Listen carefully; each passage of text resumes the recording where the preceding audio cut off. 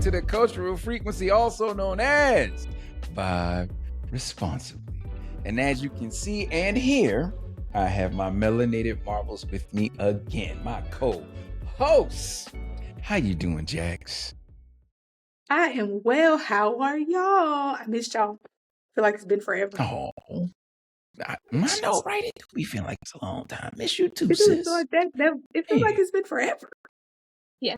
Oh, maybe we need to record more shows. Burp, burp, burp, burp. It got quiet quick, didn't it? Let's do it. Okay. You All employ right. me. Oh, you know what? Hey, that's the next step. All right. So, and per usual, how I do. Hey, baby. Hey, babe. How you doing today? I'm fine. Like wine. All right. Measured in time. I know that. I know that's right. Yeah. Fine like How are you, wine. baby? Oh, I'm good. But you know that, though. Always. Mm-hmm. I like that a lot. All right, let's move on. Jack's giving us that look again. Let's stop. I give y'all the room. I just let y'all have the room.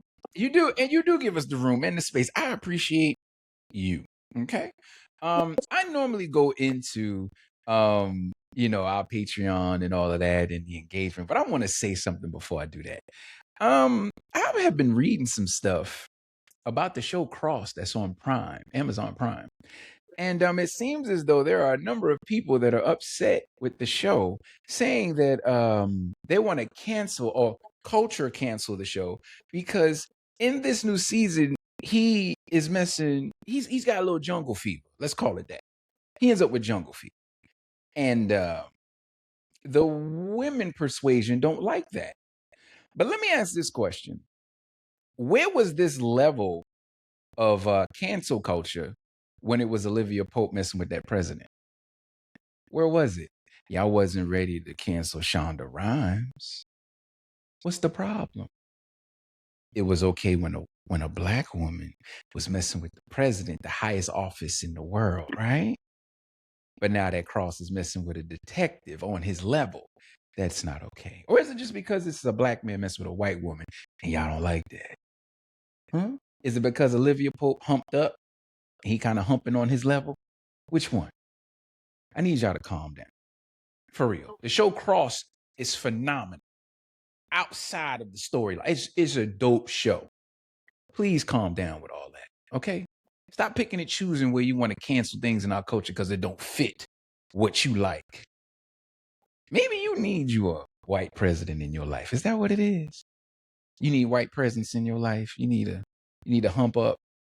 Is that what it is? What you've been dealing with was mud ducks and booger wolves in your life, and it just then you still messing with Raekwon and Jaquan that ain't got no job, and this is why this hurts. Not a mud duck. Calm down.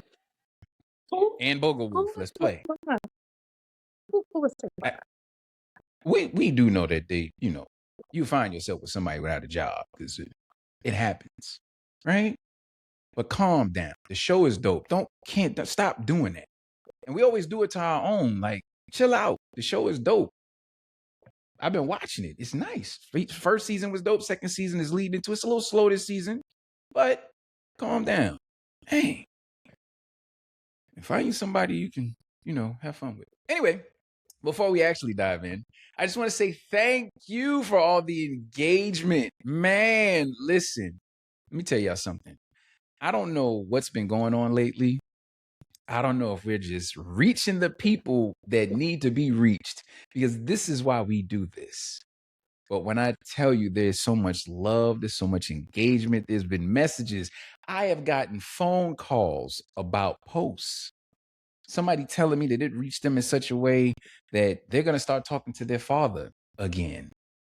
Right? Like, it's the brother called me like just out of the blue and was like, I want to thank you. Thank me for what? And it was about a post.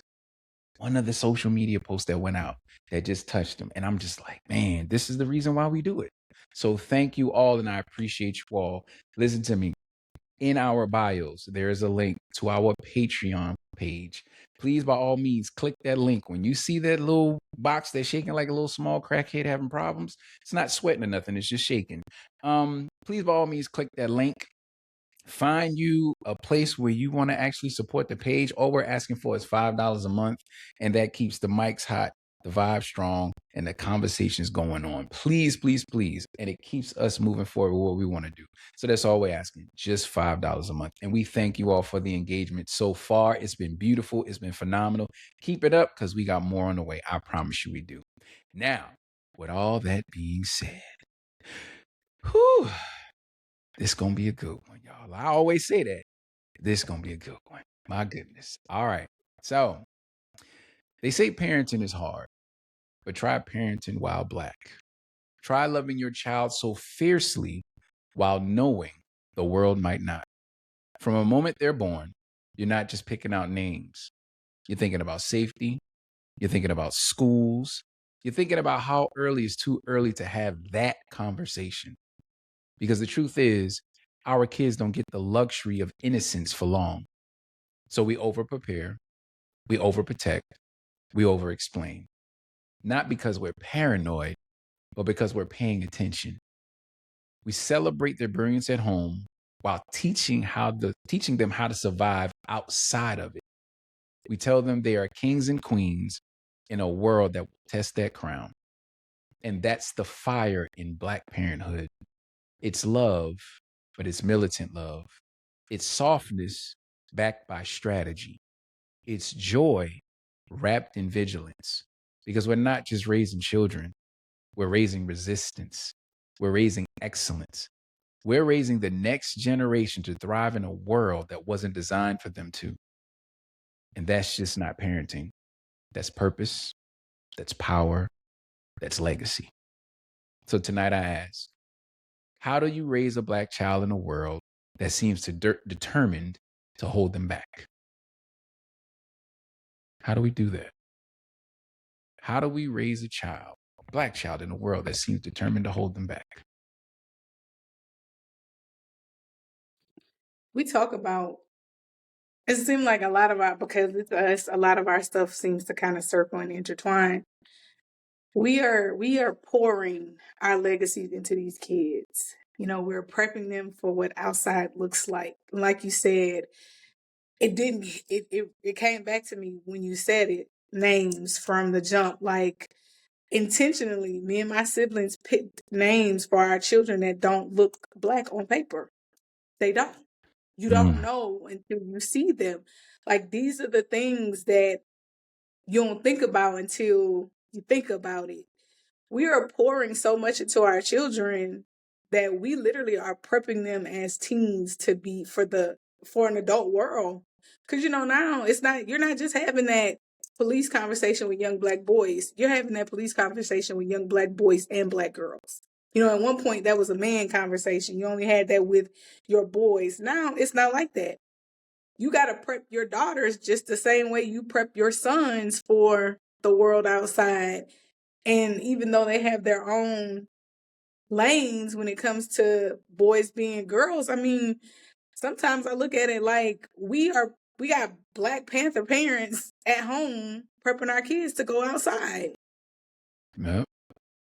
Yeah, it's the truth. So it's a fine line in all of it. I'm gonna let Kish say what she got to say, but because I have some things to say about that. It's a fine line. It's tough. So yeah, but go ahead, babe. I agree. Like, you have to make sure that you are prepping your kids not only for the world outside, but you also gotta help them learn. You know what I'm saying? Like our culture as well, because each child is different. You may have the one child who stands out, who is ready, to get out there, but then you also may have that other kid who is not ready at all. How do we help them? Like, how do we push them? How do we move them?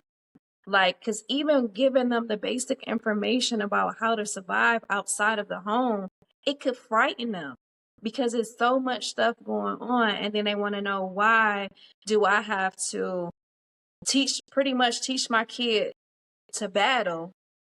And then this person over here is just teaching their kid to survive, to basically go to school, get their education, have a family. They're not worried about all the extraness. They're not worried about struggling, you know what I'm saying, trying to get home from school. They're not struggling trying to go to school, get a job. Like, they're not struggling for none of that stuff. But our kids are, we teaching them for battle. Like, we teaching them to be in survival mode every single day. Every day that they leave out of the house, we teaching them to be in survival mode. I like that. And the reason why I like that is because it's one thing, like you said, Keish, it's one thing to teach a kid the necessities, go to school, get the education, get the job. But we have to teach our kids to keep their head on a swivel. We have to teach our kids not just, and every parent has the conversation. When you go to the club, don't put your drink down. Don't do this, don't do that. But then it's like, okay, when you leave the club, make sure you're doing this. When you're driving, make sure you're doing this. Make sure they stop you, make sure your hands are here. Don't say this, don't say that, because you could very well not make it home. We see it all the time, right? And it scares, I'm going to just say as a man, it scares the entire hell out of me. And I'm going to tell you why. When I watched my son graduate from high school, like, it wasn't the fact that he was graduating, it was a milestone. It was, he literally has to navigate this world as a man now. And in that moment of watching him, and the graduation hadn't started, he just walking around shaking hands, and he looked up and he saw me and he waved, and I just started crying. Because immediately I thought about my son having to navigate this world in such a way where if he is not ready for it, then what's going to happen? And have I done enough? Have I actually done enough to prepare him for what is to come? Because I'm going to be honest with you, no parent has prepared their child well enough for the opposition, for what's to Imagine come, thinking or about what that could at possibly happen. 14. That's what I'm She saying. she ain't even graduating yet, and I'm like, hey, you gotta be on. Like, That's what I'm and saying. Keish, you stuck it to me. I'm teaching her to be in survival mode, even though I don't want her to be. Right. Right. Loving her at home and giving her what I feel she needs might not be enough for her to not be in survival mode, because every morning on the way to school, I'm putting her in survival mode. Do you have this? Right. Are you ready? If they say this, don't say this. If this happens, don't Mhm. do this. Like, it's crazy. Yeah. Yeah.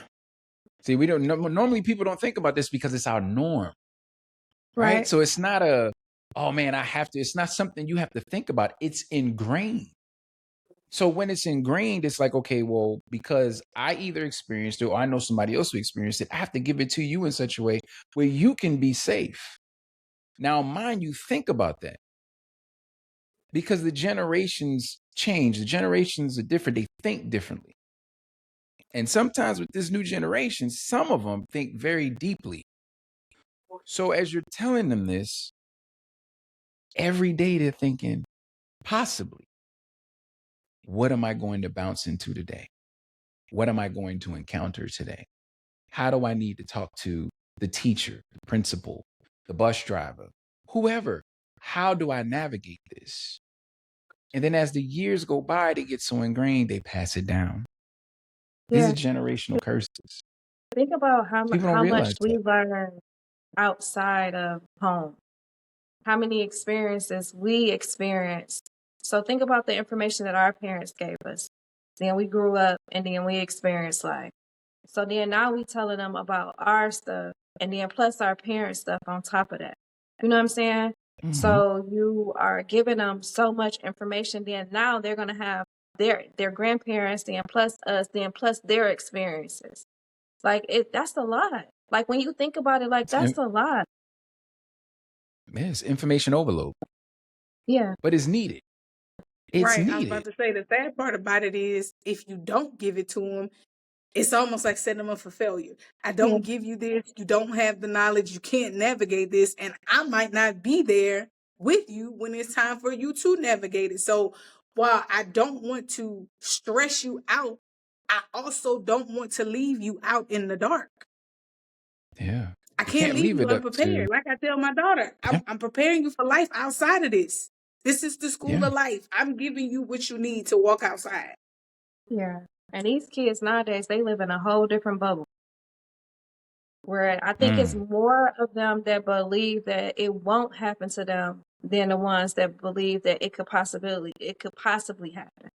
Oh, they're so over sheltered. Like I look at her and I'm like, Yeah. you live, and like we say, it's not our fault. We have more, so we do more, so we give more, but they live yeah, such sheltered lives. Like my daughter to this day did not believe that they were still hanging black folk. I'm like, baby, they still doing this. Mhm. They yeah. just calling it something different. I need you to know that if Mhm. you see this, this is what this is.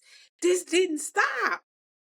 They live this sheltered life. And though I don't want you to be afraid of every person you meet on the street, I need you to know you can't trust every last one of them either. Yeah. It's I crazy. think, Jax, you said it. I believe that we do more coddling and sheltering than we do protecting at times. We do. Because we do more because we have more, but we give our kids what we didn't have. We always overcompensate for what we didn't have. I'm guilty of it. I really am. I I want to think we make sure all that are. yeah, I want to make sure that my kids I'm for my kids what I would have wanted for me. And I overcompensate. Whether it's with gifts or definitely with advice and motivation. Definitely overcompensate with that because I feel like that there wasn't enough of that for me growing up. Um, but at the same time, we do so much because I don't know about y'all, but I remember looking in the catalogs and being like, you know what? I want that. I want this. I want that. And as a kid, and back in the day, for those that don't know, you're looking in that big JC Penney catalog. You like, oh man, I want that bedspread. I want this right here. I want that right here. So now when the kids ask, yeah, you circling it, right? You marking it. I'm telling the kids ask me and they're like, hey dad, can I have? Sure you can. Hey dad, can I have? Sure you can. Now there are times that I say no, cool. But in my brain, it's that little kid in me that didn't get, that wasn't That able wanted to get it everything because for either my family Christmas and didn't get it. that wanted and didn't get it. And so now I'm Or like, wanted that well, they one ask, okay, thing that wasn't more. right? Give me your list. That's the thing I do now. Give me your list. Whether it's birthday, Me whether it's too. Christmas, give me your list. Right. And once you give me the list, I can honestly say I normally get 75 to 85% of everything on that list. And what I don't get, they get it later on. I think for I do me, it every like with year. my mom, like what she would do, like when she couldn't, she always told me, you know what I'm saying? I want you to be better than me. I want you to do better than me. I Oh want you to yeah. be able to give your kids what I could never give you. So that stuck in my Yeah. brain. So that's what I Yeah. did. Like when, just like you said, my kids gave me a list. Majority of the time, I got like at least like 90% of whatever it is that was on a list. I Yeah, did. man. I Yeah, still do. it's a thing. I don't think we balance, or we may balance it, but we don't do it well. We balance being what we didn't have and getting what we didn't get, but we don't, like you say, we coddle more, we're a lot softer. We are much more softer on our kids than our parents were. And like you say, we didn't get motivation, we got direction. That was what it Hmm. was. And especially, I can speak especially for me. My dad was in the military. That's what your motivation was, the direction to do what I said. Right. That was your Basically. direct, that was your motivation. It was motivation and direction in one quick stab, and it was go and do and accomplish, and that's it. Whereas Yeah. we are literally trying to give our kids the push that, hey, you can do this, you can accomplish this, and even if you don't, you can always try it again. You can Yeah. always figure it out. There's always a Yeah. way around it inside, even at home. Like, yeah, I need you to know if you mess this up, you can do this again. I don't Yeah. know how we find that balance. I don't know how that balance of showing them how much we love them, appreciate them, and we see them without it always being physical or financial. Or Mm. like it always being commercially linked to something you wanted: the shoes, the jacket, the clothes, the money, the cell phone. Mm. Wow. Wow. Okay. Yeah. Never thought about it like that because it's normally linked to something. You get A's, you Right. get Like, Yeah. this. You do right in this, you get this. It's always wow. But we're even conditioned though now. it's motivation, it's always linked. Like right now, Adriana got honor roll, and her daddy promised her a pair of shoes. He promised her a pair of shoes. Now, mind you, like in our age, that was that like my mama said to me, I ain't promising you nothing to do what's right. Or what you're supposed to already be Right. doing. Right. But for us, it's like the rewards we got. Okay, you got A's and B's. Well, hell, that's what you were supposed to do. Yeah. Keep it moving. Whereas Mm-hmm. for them, we want them to feel like they're seen, but it always seems to be connected back to something commercial or merchandise. How do we Mm. gotta fix that? Yeah. Didn't even think about that. Definitely got to fix that. Wow. So, yeah, man, that's deep. That made me stop in my tracks right now. That's oof. Because we're teaching them that everything is an incentive. Everything is incentivized. And what if they in getting out of the house, going to college and you get the A's and B's, who's incentivizing them at that point? Yeah. No Because I'm one. gonna be honest with you. If you're in college, I'm not incentivizing you for nothing. Like I'm just no. Hell, I'm paying Because for it. now it's a job. It's a job Right. now, right? That is your only job. That's what you're supposed to be doing. I'm not incentivizing nothing. The incentivizing is me paying for that college, like you said, Jax. You get to stay there because I keep paying. That's what that is. So yeah, you ain't getting no Jordans, you ain't getting no sneakers, you ain't getting no new clothes. You get to come home and wash your clothes in my wash and dryer. That's the For free. incentivizing you get for free. That's it. And you may be able to leave my house with a few items for free, and I got to buy it all over again. But that's it, because that's Right. what I Don't did let to you my take a people. little But food out the refrigerator and take it back to your room. yeah, But really, when you stuff think like about it, that. the goal is some type of incentive. So, like when you tell them to go to school, go to college, the incentive is that they'll get a good career, that they'll get a, you know what I'm saying? Mhm. They'll have a nice, paycheck, salary. Like it's always a financial incentive for anything. Because when Yeah, you think about life, life is transactional, right? So when you think about it, it's always you doing something for something. Like all of it is transactional. So it's just that, like, just like Jack said, like, how do we find the balance where it's not always the reward is not always financial or an actual gift? Like just being able to have A's and B's, like that's a gift already by itself.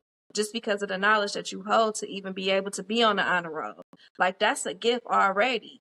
Like how do we switch it? Because now we feel like if we don't get them shoes, they're gonna be like, well, I don't want to do it no more. I figured, and I said this to a friend of mine. We were having a conversation about, doing things with our kids instead of always buying them. And we were talking, and she was like, no, my kids have everything. At this point, I'm down to experiences. Maybe that's where we have to start. Like, maybe we shouldn't start with the merchandise and we should start with the experiences. Just because I take you somewhere doesn't mean you don't learn something from the experience, and making the experiences meaningful. Like, take Tennessee is right up the road for me. I could take my kids up there and they can see the House of Blues and all of these things that we created and put into the culture that is actually blended all the way around the world. Taking my kids to these museums, taking them to see the EJI that's right here, giving them an experience that feeds not only their brain, but it'll feed, hey, we're going to take a trip to the beach, but we're going to learn something when we go. Maybe that's where we start. I mean, like, I want my kids to understand that at some point in your life, yes, things become transactional, but not everything is transactional. Everything that you meet won't be well, if you give me money, I'm going to give you this. Right. I think it leads to an expectation that leads to failure. You're going to always expect something from somebody. And Mhm. typically, you're going to expect it to be financial. If I teach you that you do this, I'll give you this, and this costs me money. Right. Mm. There you go. Yeah, it's got to be a different way. And I want to say to the parents out there, listen, I need you all to really pay attention to your kids too. And the reason why I'm saying that is we talk about college, right? Every child is not built for college. You know that in Right. your child. You know they don't like taking tests. You know they get anxiety, when they take tests. Everything is not pointing toward a financial institution, right? Or a college. It's just not. You got to understand that some of these kids are creatives too. You have to build on that. So a kid might be art focused. They might like to do graphic design. They might like to do, video editing. They're good at filming. Pay attention to that. Everything is not what you want them to be. Go to school to be a doctor, a mathematician. That's where the money is. No, that's not always where the money is. We live in a new age now where they can do cybersecurity. They can do, user experience design, user interface design. They can be a graphic designer. Like they can make good money doing this stuff, right? Pay attention to your child. Please stop imposing on your kids that they have to be a certain thing and act a certain way and go to a certain school in order to be who they need to be in this world and make good money. Pay attention. They're giving you their blueprint for who they want to be in life. Now, understand some things we may not like that they're going to do, but there are times where there's things that parents don't like that them kids end up flourishing in. They end up making good money. I don't know about you, but coming out of college making $85,000 a year, or not even going to college and getting a certificate and making $85,000 a year is not a bad gig. And we're talking about graphic design here. Yes, $85,000 to start. And maybe $75,000 in some other places. But please understand, pay attention to where your child is moving. They don't do good at tests. See how they move creatively. I figured this out with my son. I said, let me see some bottom Legos. I said, don't look at the instructions, just look at the box. Every single time we put it together, just how it was supposed to be put together. That's a creative child. He never liked taking tests. He never liked doing the schoolwork. But if I put something in front of him that was creative, oh man, crazy work. Knock it out in no time. Dad, check this out. And then had the nerve to turn it into something else, like take the Legos apart and turn it into it was a car. He turned it into an airplane. What? Pay attention, parents. Please, the kids are telling you exactly who they are. Don't change these kids on account of what you think they're supposed to be and how they're supposed to grow. Do your job and understand if they're going the wrong way. Don't get me wrong. If they're going the wrong way, fix it. But watch what these kids are doing on a day-to-day basis and watch what lights them up, what they're passionate about. And help them out, man. Like really so into that. Because I got my little one, my daughter, like that's never changed. Never. She always told me she wanted to be a cook. She wanted her own restaurant. Wanted to be a chef. She has never switched up. There was one Christmas I actually bought her kitchen utensils. That's what she wanted for Christmas. My baby has a scholarship to a school for culinary arts. She never wavered. I poured into that. And she's going to school to do exactly what she wants to do. However it turns out is however it turns out. But somehow I believe she's going to be highly successful because in the program she's in right now, they were ready to give her a scholarship years ago. Right? So just And them schools ain't cheap. really, Them Right. culinary schools are expensive. they are not. But she has a scholarship. So be Thank working you, with Lord. that. So she's doing good, Amen. man. So just really bless God. And so just really pour into your kids the way they need to be poured into, man. Please don't just impose what you felt like you should have been doing in your life and what you wanted to be on your kids. That's the quickest way to turn your kids away from you. All right. Now, even though joy lives in our homes and we want the best for our kids, but once they step outside that door, it's a different reality. The real question becomes if the world isn't designed with our children in mind, how do we prepare them to navigate systems they weren't built for them? So I want to talk about code switching because that's big. And that sometimes is not taught by parents. We don't know at what I'm gonna say we don't know, but at some point we have to teach the kids how to go from the block to the boardroom. It's two different things. It's two different things. And it's okay to do that because guess what? How you hang out with your friends in whatever setting is not how you are going to conduct yourself in that boardroom. It's just not. So understand that doesn't mean that you can't be yourself. That doesn't mean that you have to speak white. That's not what that is. There's no such thing. Do you speak fluently? Do you speak eloquently? Yes. That's it. There's sometimes I don't like that. Oh, you sound white. Do they? Or you just don't speak eloquently? Which one is it? Say that. Say that. Say that you don't have a vocabulary, expansive vocabulary. Say that. But don't impose on somebody else, oh, you talk like them. Do they really? Or can I present myself in such a way where I can navigate this world however I want to? You ever thought about that? Right? Because I'm gonna say it, which I said this the other night. Sometimes being a real nigga don't work. Let's be clear. Sometimes being a real nigga don't work. There's certain spaces you're not gonna be able to go walk into as a real nigga. Let's be for real. And y'all know this. People will say you're blackballed. Oh, they don't like me because no. It's not professional. You walking into a professional environment expecting people to give you what you think you're supposed to have, but you ain't presented yourself in a way where you're supposed to get it. That's why you don't have it. Ain't nobody blackballed you. It ain't that people don't like you. It's the fact that you didn't present yourself in a certain way in front of these people. You don't want to hear that part though, right? You don't want to hear the part that you have to elevate yourself to the situation. Because that's what that is. You have to elevate yourself to the situation. The block ain't going to always get you there. It's not. And I'm talking to you from experience. Something I know. The block ain't just going to get you there. You can do the block thing for so long. Okay, cool. But now you want to buy land. Now you want to run a business. Now you got to go ask for a loan. Now you got to go get, that bonded insurance. Now you want to do things for people in spaces that don't look like you. You think being a real nigga gonna get you there? Okay. Doubt it, but okay. Elevate yourselves. It's okay. There's nothing wrong with speaking eloquently. It's nothing wrong with being smart.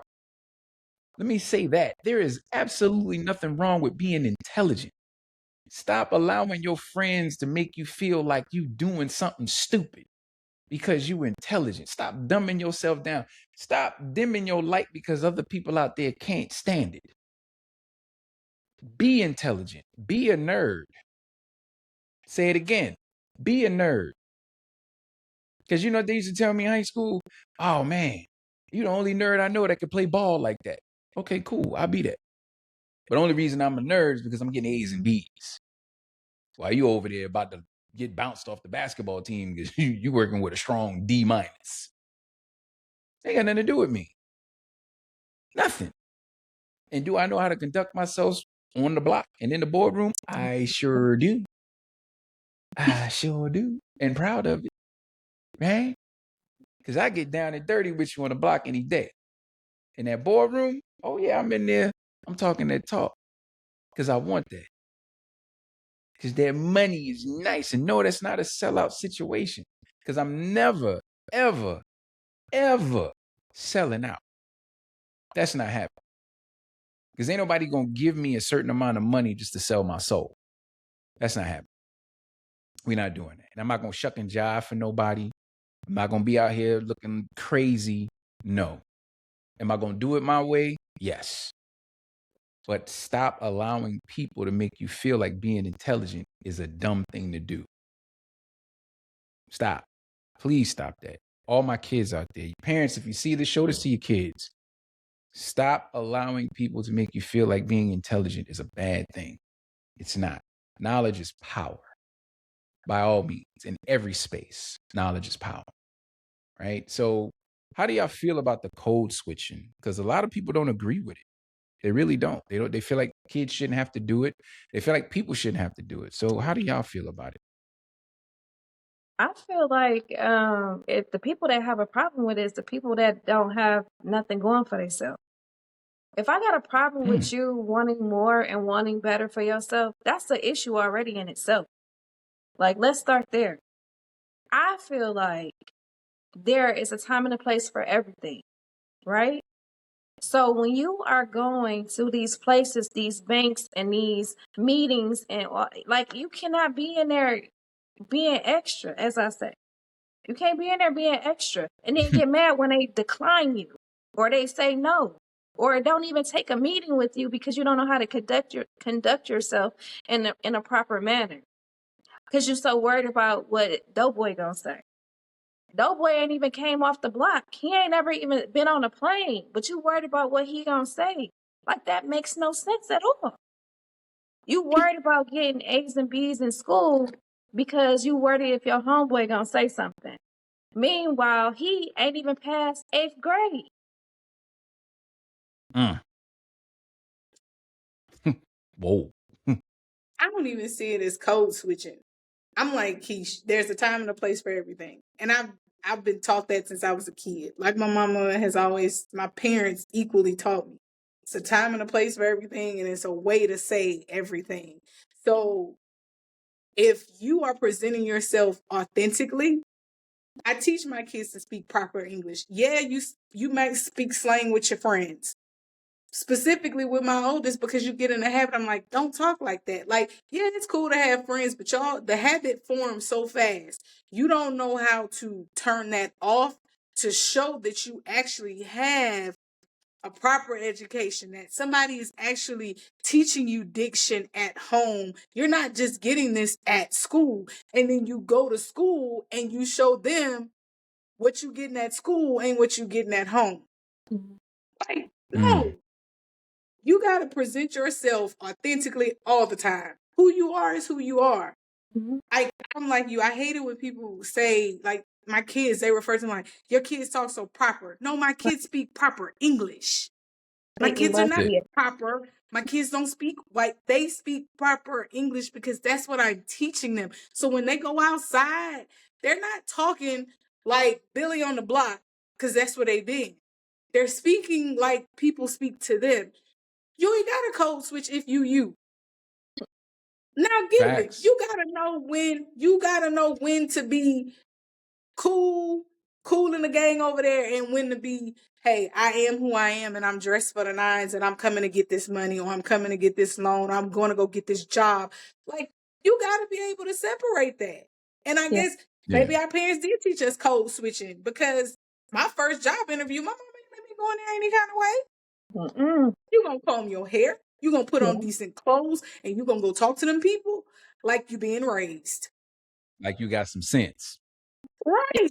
Because that's what they That's say. You're what going to talk to the people like you got some and sense. you ain't about to embarrass me. Right. You ain't That going in part. there You're not acting about to crazy. embarrass You About ain't me. to going in there embarrass me. loose. Right. Yeah. I guess if you think about it, yeah, they taught us that. But for them, that was just natural level of respect. Yeah. Being presentable, presenting yourself as educated individual, not going out there looking silly. Yeah. Yeah.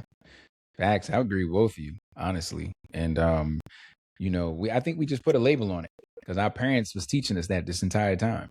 As we were growing up, we just added what we thought it might be. It's code switching. But like you said, hey, you're gonna go in here like you got some sense and you will not embarrass me because I will beat your and it will happen. Wait. Okay. Calm yourself down. Calm yourself down. Now, school is a battlefield. It's one battlefield, right? But of course, there's another one in their hands 24/7, that phone. Man. So, what happens when identity isn't just shaped in the classrooms or at home, but it's online? And how do we raise our children in a world constantly telling them who they should be? Because social media it's wrapped in a whole bunch of nonsense. Let's be clear, right? Um, People are getting paid extreme amounts of money, and some of it is actually decent. But there's another side of it that's just like it's dark The kids see it. It's fast money. You know, and it's very influential because, of course, they call them influencers, right? Um, at the same time, those that are streaming with the video games and, their lives 24/7, Kai Cenat, Speed, I think those are hilarious, right? They do some crazy stuff, but those are hilarious. But when you get into, the other side where, I hate to see young girls twerking and, showing off their bodies and social media is paying them to do this stuff. So how do we navigate that? How do we raise them in this world, to be confident enough in themselves to not allow social media to form, thoughts of who they should be? How do we do that? I feel like the same way you would do your daughter, you know what I'm saying, or your son when you teach them about relationships. You pour into them. Because in my mind, like I felt like with my daughter, her dad, you know what I'm saying, was there. So he made sure that she understood everything that she needed to know about relationships, right? So there was no guy that can come in and be like, oh, I'm gonna buy you this or I'm gonna do this and for you to do this. And she'd be like, no, I can ask my daddy for it. You know what I'm saying? So I feel like it's the same thing. Like you pour into your kids, you speak life over into your kids and make it consistent. So then that way they won't be bribed. Because that's what I think social media is. It's bribing these kids to think life is this way when really it's not. I told my kids all the time, social media is only going to portray what they want it to. You're not going to see all the backgrounds. How many times we done seen people post houses that ain't even a house, cars that's not even a Oh yeah. cars. So I always make sure that I tell them, like, listen, this is not real. All this stuff that you see on here is not real. It's only a picture of so many things that could be, you know what I'm saying, fake or not real or not true. Like it's way deeper than this actual video or this actual picture that you're seeing. So I feel like you got to make sure that you speaking life into your kids and having real conversations with them. Like show them, like I can create something right now and be like, look, this us. When really that's not us. That's not us at all. Just to show them like, hey, like this is what you're seeing all the time on social media. To me, it's like the TV. It's reality TV that is being portrayed by whatever they want you to see. That's how I see it. Mhm. Okay. I think this type of navigation starts at home. I agree. Like, if you're going to allow them to participate, have the cell phones, be on the internet, you got to start showing them how to navigate that stuff. And I agree with Kish. You have to pour into your children the worth that you want them to hold when you're not there or when you're not around. You got to create in them a space for them to understand. Just because somebody brings it to me don't necessarily mean it's going to make me or it's going to break me. I was listening to a clip from the Pivot podcast and it was the black boxer. I can't remember his name. It starts with a B, Bun or something like that. And him Bud, and Terrence Crawford. there you go. Yeah. Think Terrence Bud. Crawford. I know So what they you're were talking about having a too. Go ahead. conversation, and Buddy was like, Mm-hmm. "Well, you ain't gonna step back in that ring for $80 million or $100 million." He was like, "No, my soul ain't for sale. I'm Right. stepping for $100 million." He said, "And that's your character. And now we know what your worth is." You got to teach your kids off the top. Everything with a dollar sign or everything that they see shouldn't be status quo for them to give up who they are. If we teach them and give them and pour into them their own moral compass and give them the characteristics, then maybe they'll think twice about stuff like that. A lot of these kids looking at dollar signs because it's stuff they ain't never had, or, and I totally understand because we came from an era where I ain't have all the hottest Jordans. I ain't have all the hottest shoes. I had what my mama could afford. I had what my mama said was within the budget when we went to pick out that one pair of shoes when school started. That's what I had. But I had nice stuff. It didn't make me any less because I didn't walk outside with Jordans. And I think for a lot of these kids, that's not what they're getting. So they see all this hot stuff on social media. It's like, well, I want that, and I'll do whatever it takes to get it. Mm-hmm. Like, you got to stop these young girls from posting their body on the internet. If you don't stop them, how do they know? If don't nobody stand back and correct them and tell them, hey, shorty, like, yeah, you might have a body, and yeah, Johnny might pay you for it, but what good does it do you when that little scale of business is over? Right. Mhm. And the internet is forever, y'all. These pictures are going to be, these videos and these pictures, these images, they're going to show up later on down the line. You're going to have kids, you're going to have a family, and you're going to have to explain to people, whether it's your kids, your husband, or your wife, you got to explain all of this. Because I'm pretty sure you're going to try to hide it and mask it. It was like, now you got to have the conversation of, well, this is my life in the past. It's not me. And then the question is going to pop up, well, why wouldn't you say something to me before we got here? Right. Right?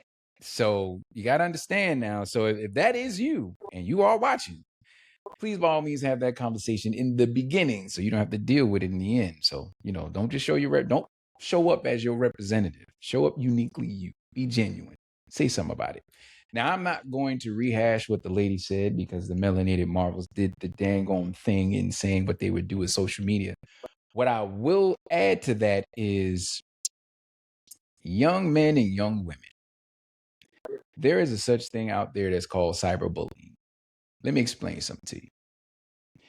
Turn the phone off. Turn it off. You're not being bullied live and in person. Turn the phone off.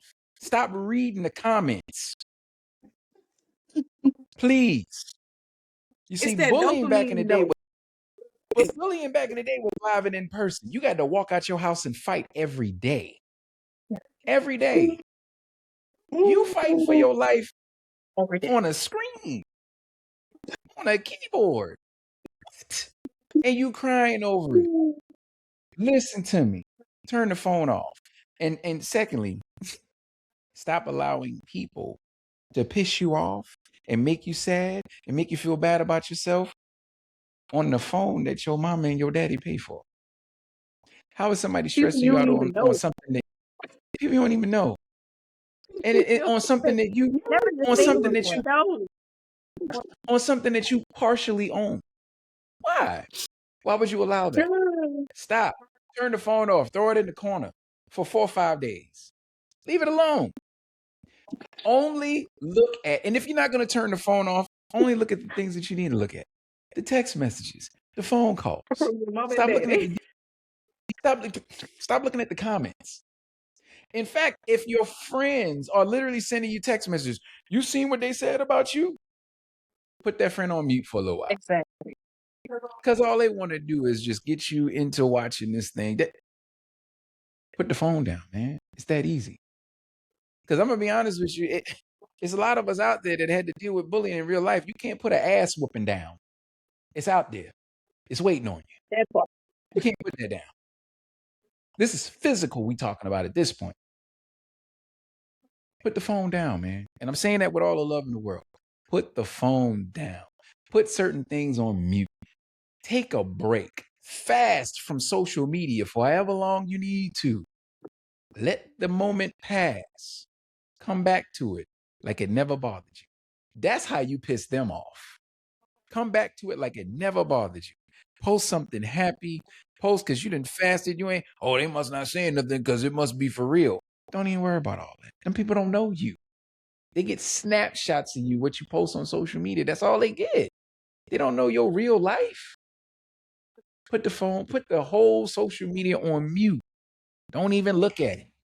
If you got to put friends on mute in the text messages, do that. But stop allowing these people to piss you off on social media, man. These are free apps. And y'all letting people piss y'all off on free apps, free opinions, free emotions, free comments, free DMs, free likes. Like, what? No, cut it out, y'all. Stop. And parents, step in. Tell your kids this. I shouldn't have to say it. Tell your kids this. Y'all into what's going on. Well, what you should tell them is this. No. Stop telling your kids to engage in this nonsense. Tell them to put the phone down. Tell them, you know what? Just put the phone down for a few days. Only look at you. Say what I'm saying. And stop buying into, oh, well, you need to tell them about themselves. Oh, you need to tell them this. Go ahead, look at their page and talk about, look, their mama ain't even right. Now you got them still looking at it. Now you got them trying to go back and forth with people. And it's ruining them because they're not built like that. And then you got these kids that are literally unaliving themselves because of this cyberbullying. Yeah. Put the phone down. Young men, young women, put the phone down. It's okay. Use the phone for what you need it for, the basic necessities. Mute the social media nonsense to get that up off you. It's just that easy. Cyberbullying is the wildest thing I've ever heard in my life. Because, man, this is something you can easily step away from. Please step away from it.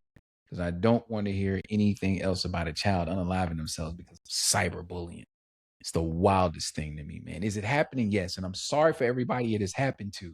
And I'm not playing it lightly. But it kind of sort of pisses me off that somebody didn't step in and say something. Somebody didn't step in and help that child. Somebody didn't step in and say it's okay to put the phone down. Like, no child should lose their life over what people are saying on social media. It's dumb. Not saying that, they lost their lives and it's dumb. No, it's dumb for them kids to go through all of that. And it's an easy It's saying we gotta solution. state it. Yeah. Said you gotta Yeah. state it. It's Yeah. said you gotta state Yeah. it.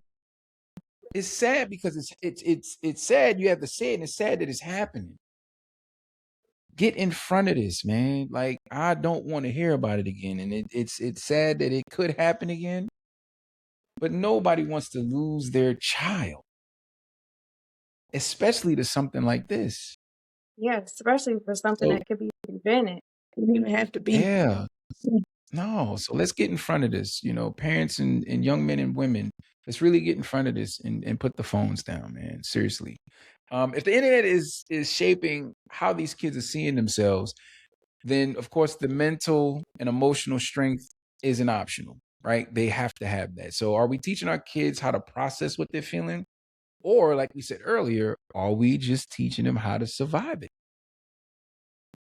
What are we doing? Are we giving them the tools to break the generational silence around therapy? Are we doing that? Are we teaching boys to express their emotions instead of saying man up all the time? Are we letting girls be soft and strong at the same time? Because that is the thing, right? Stop teaching these young ladies that they have to be gentile and they have to be like flowers and butterflies and rainbows and unicorns all the time. No, there's a time in a moment where that young lady's going to have to punch somebody in the face. Sure. Especially a young man that's bullying her, pulling her hair and all of that. There's going to come a time where that young lady is going to have to turn into a strong woman because you don't know what she's going to encounter later on down in her life. Are we giving them the tools to do these things? Because that is very important. Very important. Because at that point, if we're not, then we're asking our kids to heal themselves in situations where they never had to. Why are you not giving your kid the tool to shape how they can deal with these things? We have to do that. Because otherwise we leave it up to them in a world that's unfamiliar to them to deal with unfamiliar emotions and unfamiliar forms of expression. Like, we got to do better. What do y'all think? I feel like if you've never got that, then you're not teaching that. Let me speak for myself. I was taught as a young girl, some young boy pulling your hair don't mean he like you. He need to keep his hands to himself. See, and I Facts. think that is an area where that kind of starts. So that when they become high school age, middle school age, they can understand, okay, so and so likes me. Cool. And it doesn't navigate into a space where your daughter doesn't feel comfortable showing her own strength, or she's intimidated so much that she's going to cower in the face of adversity. I teach my children, hey, stand up for yourself, speak your mind, use your words, but don't let the words fall deaf. And if the words seem like they're falling on deaf ears, you know what to do. We also have to be much more open and pay attention and realize when our kids are not dealing well with things and stop being afraid to say, okay, my kid may need A, B, C, or D. My kid may need to go talk to somebody else other than me. Because I firmly believe sometimes it's not the message, it's the deliverer that's bringing the message. I could say something to my daughter 10 times over, and if you say it, she might listen the first time. It's just seeing it from a different aspect. Sometimes they need that. Yeah. They need an outlet that's not you, where they don't feel judged, where they don't feel like it's gonna backfire on them. And we have to remember, if they give us the outlet, you can't let everything be a backfire. But we gotta get out of that old mindset that our folks had. Well, we ain't going to therapy. I ain't talking to nobody about that. You gonna stay here in this house. What happens in my house stays in my house. Yes, what happens here Mm, stays here. But if I can't manage it, I'm not doing you no good by holding you in this box. I ain't doing myself no yeah. justice because now I'm stressed, you stressed, and I'm ready to knock you out.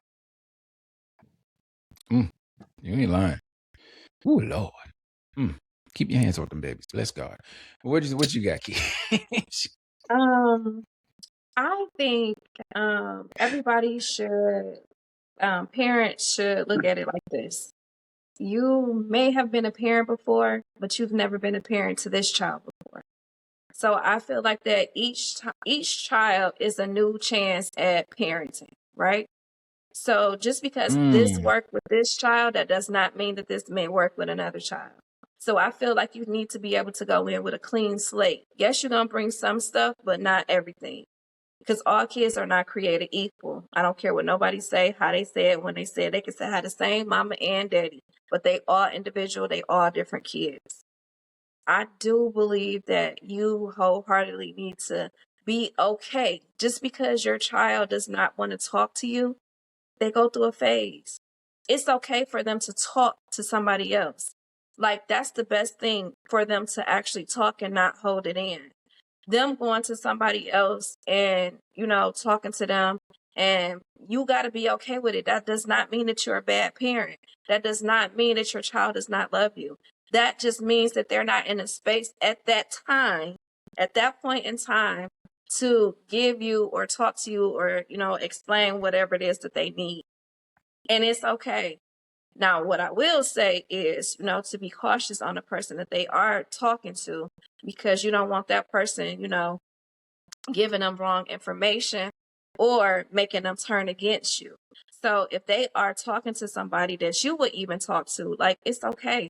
That does not make you a bad parent. Like, it's okay for them to talk to other people or have a mentor or, do other things. That doesn't mean anything bad against you.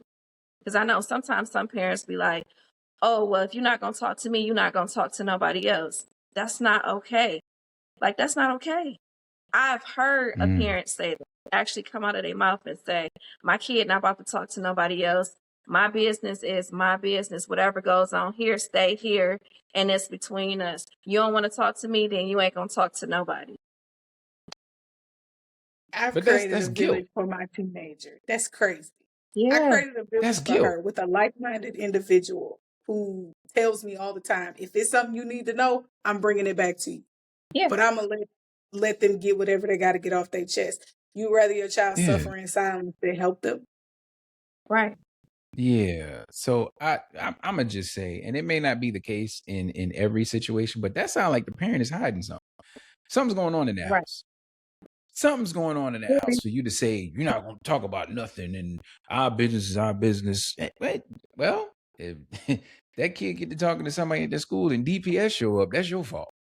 I think it was That's more on so you. their feelings being hurt, because you know how sometimes their parents want to be like that super best friend to their teenager. But you got to get outside of that. When it comes to them kids, you got to get outside of that. You have to, because there are counselors at the schools. You have to get up beyond that. You have to get beyond your pride and your ego. That's what You it have is. to. There are systems in place for these children to get the help that they need, and you want to stifle that because you feel like you should be the only person they should talk to. Wrong.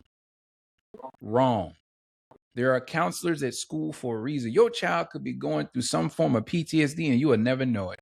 Your child could be talking about unaliving themselves and you will never know it, because they don't feel comfortable talking to you about it because how you have approached every other conversation before that. But someone who is fair and impartial, who does not judge them for bringing heavy conversations to them, is a willing listener. And now the kids feel heard.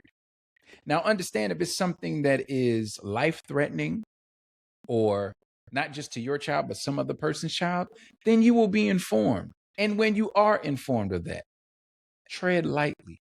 Mhm. Your child does not need to be lectured at that point. They need to be loved.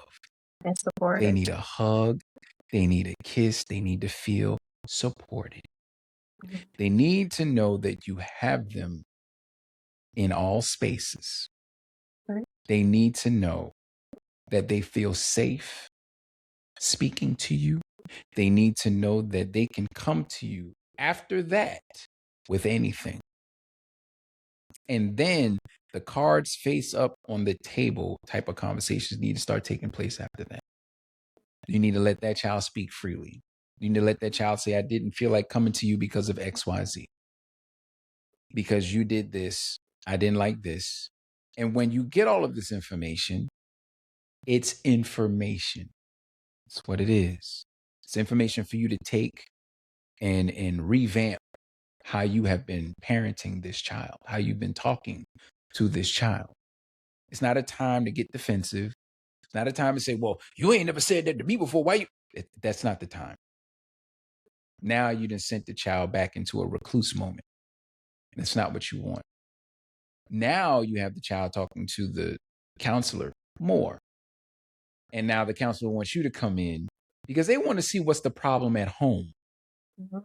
And that's really not what you want. Because you don't want nobody in your business in the first place because your pride and ego is bruised. Listen to these kids, please, and allow them to use the systems in place that are going to help them. They're there for a reason. The counselor's at school for a reason. It's not for you, it's for them babies. Let them go. In fact, you ain't even got to pay for therapy. Thought about that? Hell, sometimes You don't they have to there pay for for you therapy. too. Yeah. Sometimes they Oh there yeah, for because they'll you. call you in. Counselors at the They school will are call a willing to parent in. help you. They'll tell Yeah, you. they They'll will call call a you parent in. in. Yeah. Mm-hmm. I didn't even, They'll with my call both teenager, I parents stopped in. asking questions. I didn't even ask questions. Like when I realized she wasn't talking to me, I gave her an outlet. Hey, go talk to so and so. So and Mhm. so already knows the deal. Hey, if it's pertinent, Yeah. it's crucial, and I need to know, you need to let me know ASAP. So it's something I can fix or it's something I can deal with. If I don't need to know and she's using you as a confidant, then it by all means. When you give them space, they'll start bringing back when they see, okay, my parents ready to listen to that. Or my parents, now I feel like my parents prepared enough to hear this. Because sometimes asking them why don't really help the situation. Get them the freedom Yeah. to show you, oh, okay, I'm willing to speak. And as an adult, you gotta be big enough to say, okay, or realize I did this, and this the last time they tried to talk to me.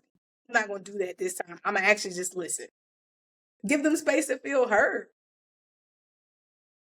Love it. And that's what they need. They need that space, right? They really do. So parents, please give them the space to be exactly who they need to be and to feel heard and feel safe in their own home, please. Now, because survival without identity can feel empty, if we want our children to stand tall in any room, they have to know where they come from.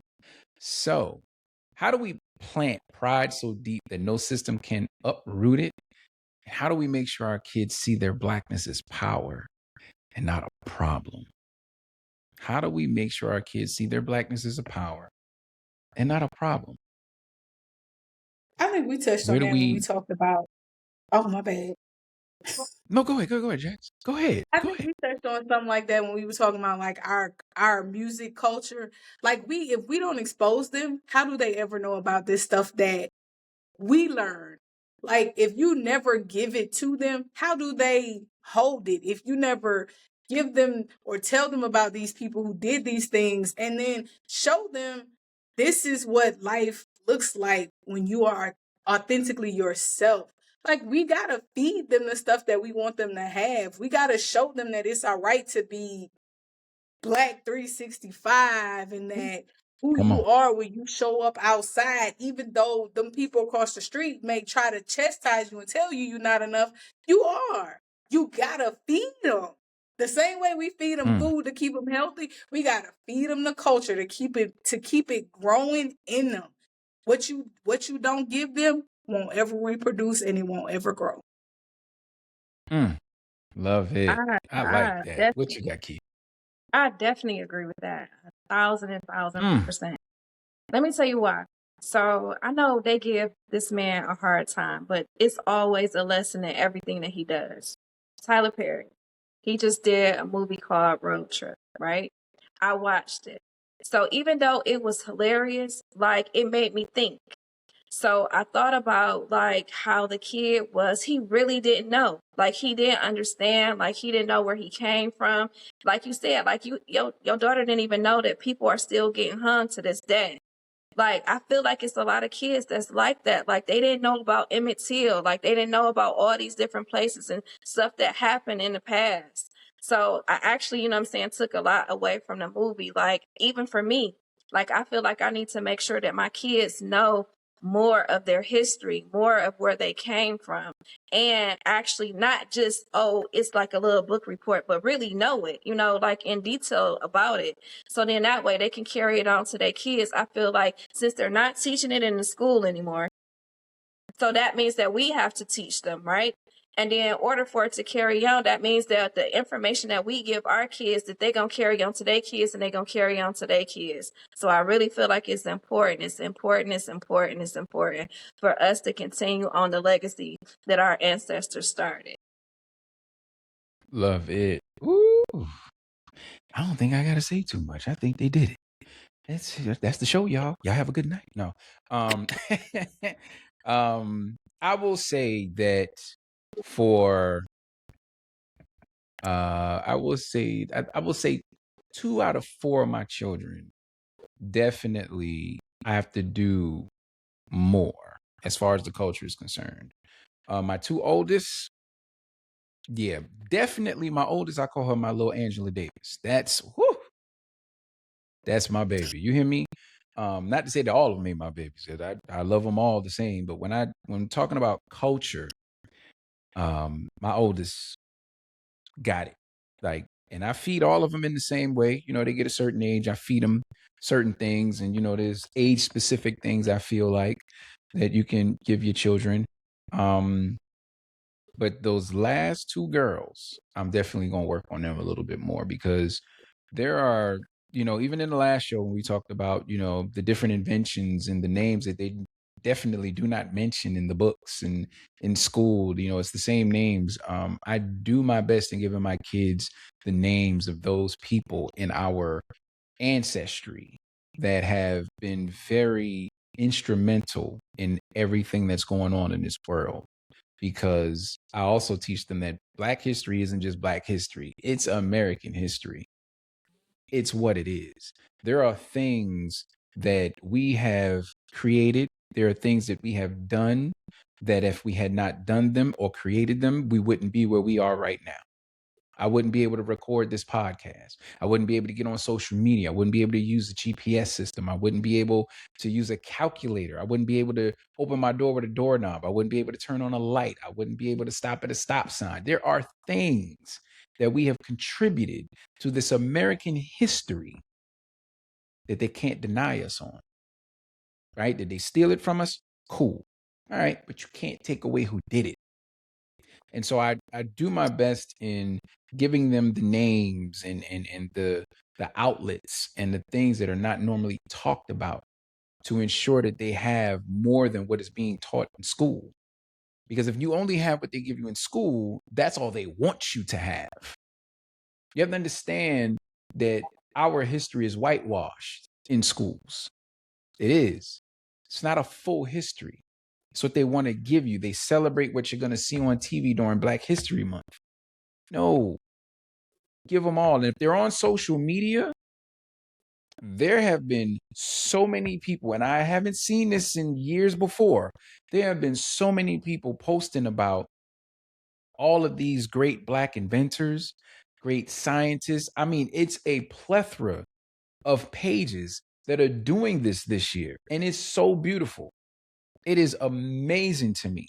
So if they're on social media, by all means, have them look at that instead of looking at the other junk. Fix their algorithm, right? If you want to teach them from a place and meet them where they are, do it via social media. I promise you, even the Shade Room has been showing so many things about Black inventors and scientists and the things that we have done through the years and the decades, centuries ago. Like, it's out there. Meet them where they are. Do it via social media, because sometimes they're not even opening up books. But sit them down with a book. Sit them down with a book. Open up YouTube. Sometimes you got to meet these kids where they are. And they'll have aha moments. Oh, you mean to tell me that we did this? Yes, it was us.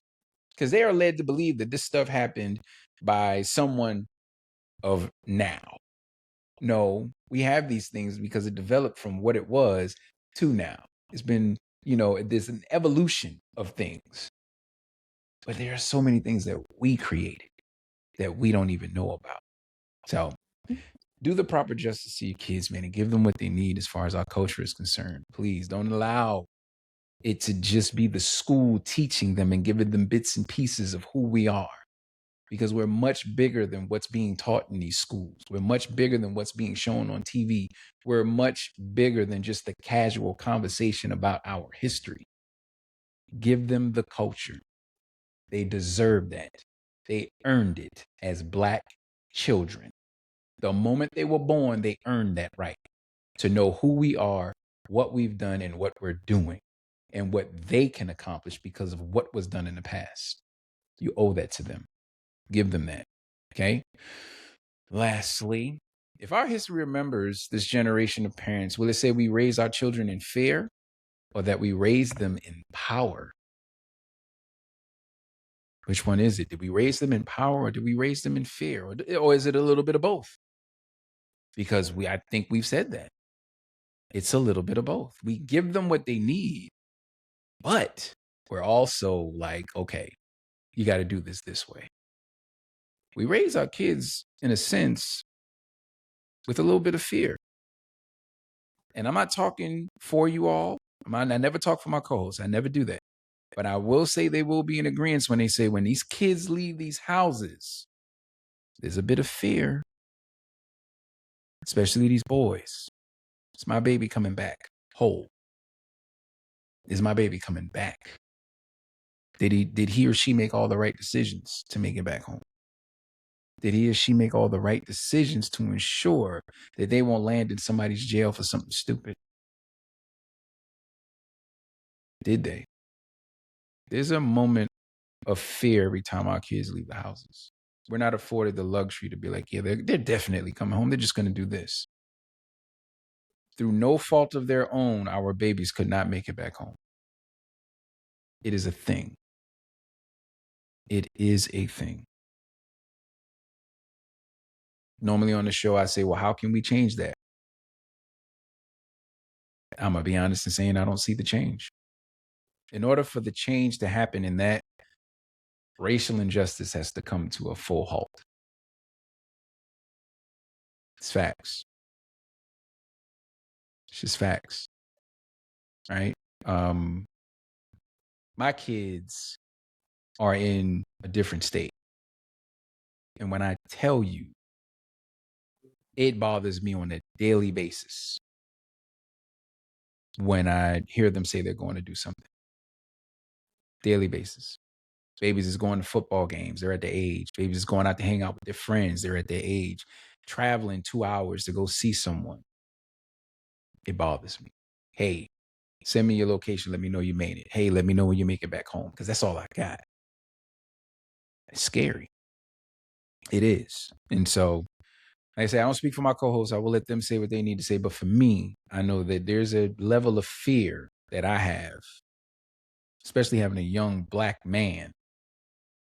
It's just something about that just, it doesn't sit right in my spirit when they leave the house. Because I need to make sure my babies make it back. I don't care how old they get. They're always my babies. So, But I'll see what my co-hosts have to say. My melanated marvels. I think you don't want to call it fear you want to call it knowledge, but the fact of the matter is that the knowledge that we give them can generate the fear. And the reality of it is, I live in the South. The history here is deep, far, and wide. And if we're going to be completely honest, it ain't all over. It ain't all changed. And now it seems like it is showing itself even more so. So while we worry, like I said earlier, we worry about our sons, and now we prep our daughters. We have to equally make sure that they know. I feel like, honestly, the only way we can navigate that fear and give it a different name is by reassuring our children when they're home. Like, and I tell my daughter a lot of times, I'm going to be blatantly honest with you. And this is not to scare you. It's so you are aware that this is what life on the outside can look like, even if it never meets your door. You don't know when. You never know if it will. You never know if it won't. I pray it won't, but I want you to be prepared if it does. I think we have to, we say it, we've said it all. We cover them, we give them the knowledge, we love them, we love on them, we coddle them a little bit. But the dance is so fine that, it's necessary.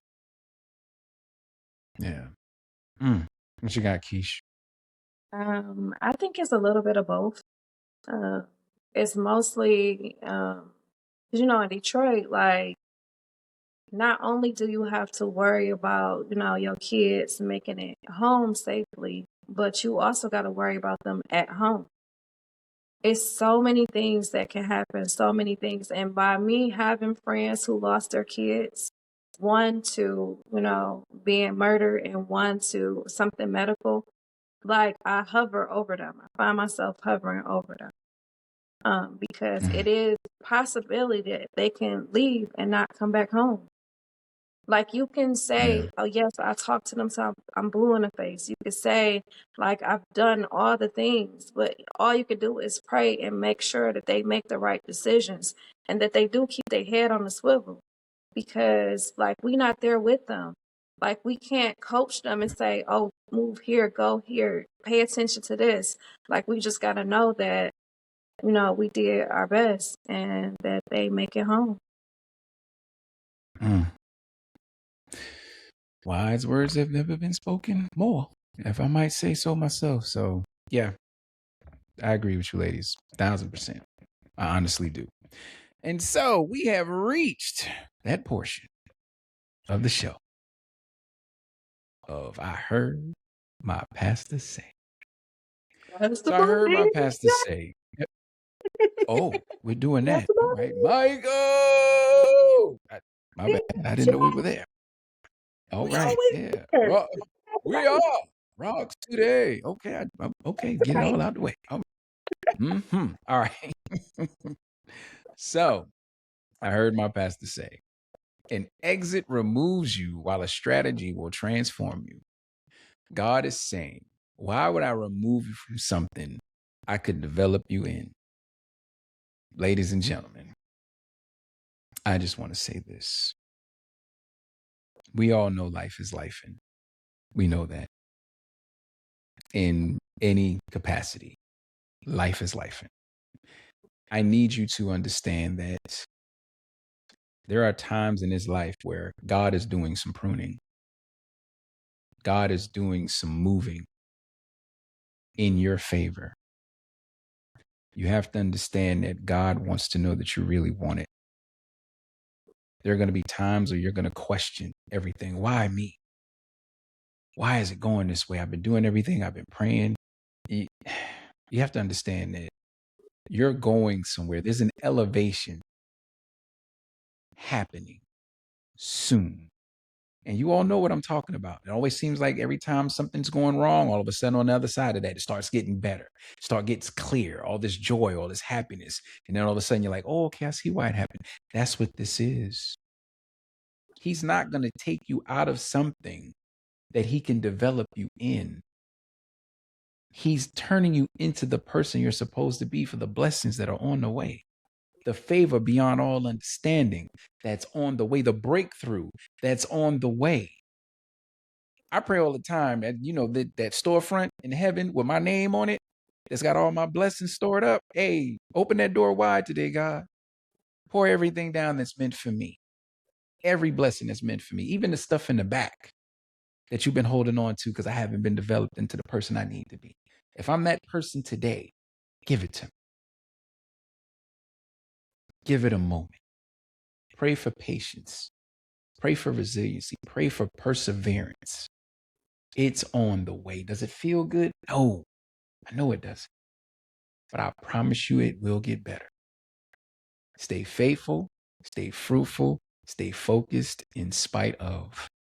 And I promise you it'll turn around for you. All right? All right. Well, it's been a great one. Melanated Marvels, per usual. Man, I love y'all, man. I do. I say that out loud. I love y'all to life. Not to death, but to life. I do. Wouldn't do this with anybody else. I promise you. I'm talking about 2 times. So listen, make sure y'all follow us because very soon we will be going live on 3 platforms. And here's the deal about going live. It's not even a live Q&A. The shows will be live from here on out. You'll be able to call in. You'll be able to chat in real time. Yes, Jax, in real time. They will be able to ask questions. They'll be able to jump up here with us and ask all the questions. They'll be able to say stuff. Listen, the shows might be longer than an hour and some change. These shows might be 2 hours and some change because guess what? These people going to have something for us. What you got, Jax? What you about to say? Yeah, it's happening. That's right. We are here and it is happening. So stay tuned for that information. We're doing it. Stay tuned for that information. I will definitely put out some social media information about it. And of course, my co-hosts will be reposting and posting it on their pages, so you will see it. So you will get that information. And these lives will give you a chance to join us, ask questions, join in the chat, provide feedback about every single episode from here on out.